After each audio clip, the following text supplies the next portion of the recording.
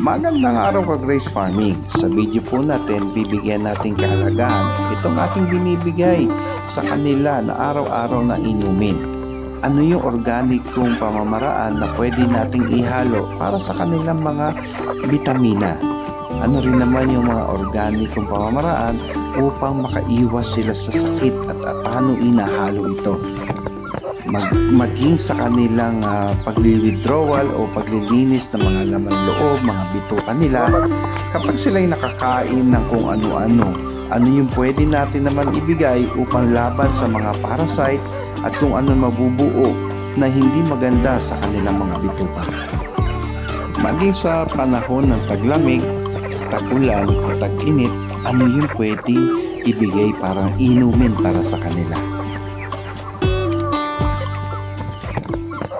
Araw ka Grace Farming. Yung last video natin, nagpakain tayo ng mga hiningi nating mangga, the same time gustong-gusto nila to.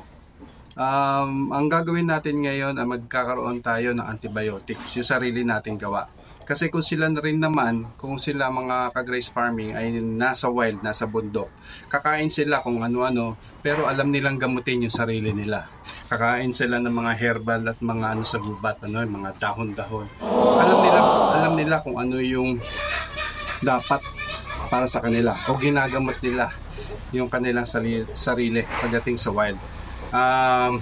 Unfortunately, naka-confine sila, kaya tayo ang magbibigay sa kanila ng tinatawag na antibacterial, mga parasite na namumuo sa kanilang mga pituka.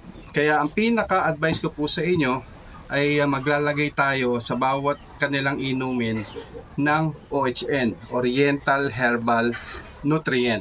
Ito yung nagtatanggal sa mga parasite, mga kung anong-anong nade-develop doon sa loob ng katawan nila, especially doon sa bituka. Kaya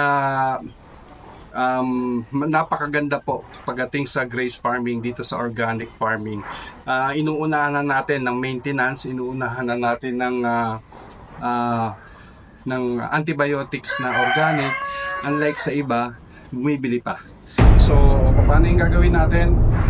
So, maghahanda lang tayo ng tubig. Ito yung unchlorinated, hindi galing sa gripo. Ayan. Ayan, ka-Grace Farming. 24 hours kung galing sa gripo at no choice kayo, 24 hours ninyong ibabad. Okay? Tapos may molasses. Naglagay na tayo ng molasses dyan. Kahit mga kalahating lang, mga ganito, 1/4 lang na baso. Ganun din. Itong ating EM1, yung probiotic. Maglalagay lang tayo ng mga, since nilagyan ko na yan, tansya-tansyahin nyo na yan. Yan, ang pinakamaganda dito ay itong ating OHN. Yan, itong OHN na to ay nagkukonsist ito ng bawang, luya, sibuyas, sile, oregano. Ayan, alam nyo naman at hindi kayo kontra dito sa mabisang epekto ng katawan kahit sa tao, at kahit sa hayop. Napakabisa na marami akong luyang nilagay dito, marami akong bawang na nilagay dito. Yung liquid nito, pag naubos, refill nyo lang, pero nandito pa rin yung mga substrate, nandito pa rin yung mga luya, bawang, gano'n lang baka dami. So para sa akin, sa ganyang kalit na timba, yan, mga 50 ml lang. Yan, mga ganyan, 50 ml yan para sa bawat 4 liter.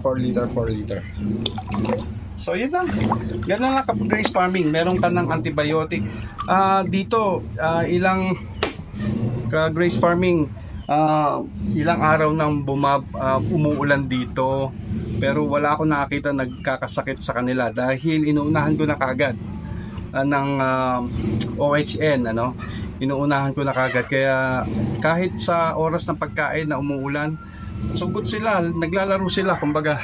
Kaya ayun ang gagawin natin sa Grace Farming. So lalagyan na natin to.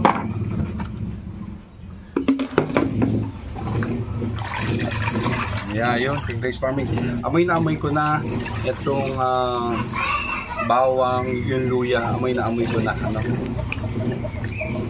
So ganyan lang ginagawa natin. Alam naman natin na mas maganda unahan na natin dahil wala naman tong overdose. Unahan na natin yung mga alaga natin na bigyan nito.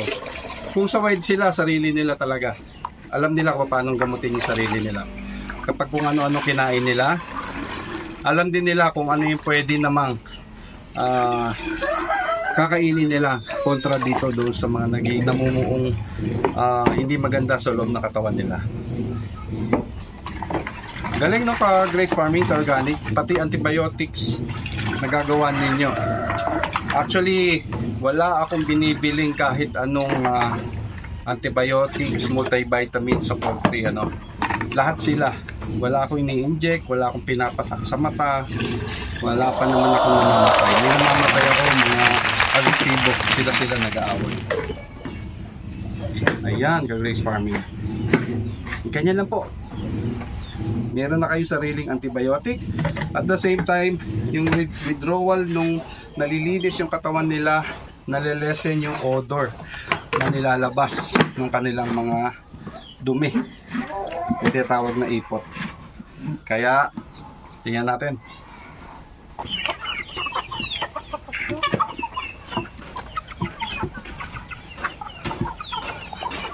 Ika.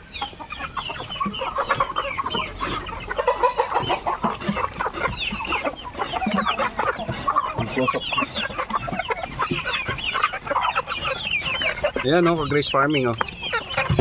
Since dahil hindi nila nalalasahan konti yung luya bawang, yung molasses kasi, no?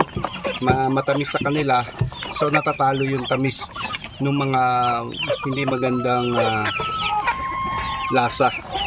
Yan, pila-pila na sila oh. Bukodin pa natin isa.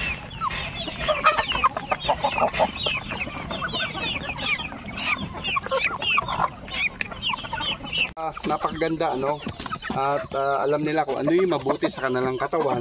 Sabi ko nga sa inyo na kung sila ay pakawala o nasa wild, alam nila pagkatapos nilang kumain at sinabi naman po natin na gusto nila ng mga uod, ng mga ipis at kung ano-ano, alam din po nila kung ano yung nakararapat sa katawan nila para ito ay malinis. Ano po? Kaya unfortunately, kailangan natin silang bigyan dahil nakakulong sila. Kaya itong OHN, abangan nyo po yung video na gagawin po natin patungkol dito sa OHN. Antibiotic na homemade na gagawin nyo lang po. Kaya Grace Farming, kung gusto niyo yung ganitong video, follow nyo lang po ako, i-share nyo lang po, i-like nyo lang po. Maraming salamat po, Grace Farming. The Grace Farming.